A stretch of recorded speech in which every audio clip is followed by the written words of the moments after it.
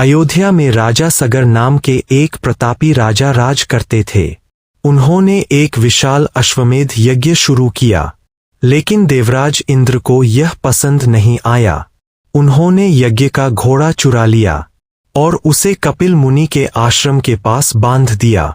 राजा सगर ने अपने 60,000 पुत्रों को उस घोड़े की खोज में भेजा। घोड़े को खोजते खोजते वे कपिल मुनि के आश्रम तक पहुंच गए। उन्होंने देखा कि घोड़ा वहीं खड़ा है। क्रोध में आकर सगर पुत्रों ने कपिल मुनि पर आरोप लगा दिया। उस समय कपिल मुनि गहरी तपस्या में लीन थे। जब उनकी तपस्या भंग हुई तो उन्होंने क्रोधित होकर अपनी आंखें खोलीं। उनके तेज और श्राप से राजा सगर के 60,000 पुत्र वहीं भस्म हो गए। समय बीतता गया। फिर राजा भगीरथ ने अपने पूर्वजों की मुक्ति का संकल्प लिया।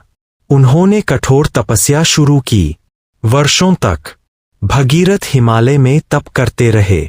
उनकी भक्ति और तपस्या से प्रसन्न होकर ब्रह्मा जी प्रकट हुए। भगीरथ ने विनती की, प्रभु, मां गंगा को पृथ्वी पर भेज दीजिए ताकि मेरे पूर्वजों को मोक्ष मिल सके। ब्रह्मा जी बोले, गंगा का वेग बहुत प्रचंड है, पृथ्वी उसका भार सहन नहीं कर पाएगी। तब भगीरथ ने भगवान शिव की कठोर तपस्या की। भगवान शिव प्रकट हुए और बोले, हे भगीरथ, मैं मां गंगा को अपनी जटाओं में धारण करूंगा। इसके बाद मां गंगा स्वर्ग से पृथ्वी की ओर उतरीं। उनका वेग इतना भयंकर था कि पूरा आकाश कांप उठा। तभी भगवान शिव ने मां गंगा को अपनी जटाओं में समा लिया। फिर धीरे धीरे उन्होंने गंगा को पृथ्वी पर प्रवाहित किया। भगीरथ आगे आगे चलने लगे और मां गंगा उनके पीछे बहती हुई चलीं।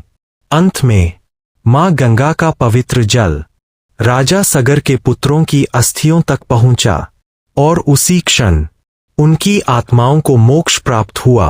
तभी से गंगा दशहरा का पावन पर्व मनाया जाता है। मान्यता है कि इस दिन मां गंगा की पूजा, स्नान और दान करने से मनुष्य के पाप दूर होते हैं और जीवन में सुख शांति आती है।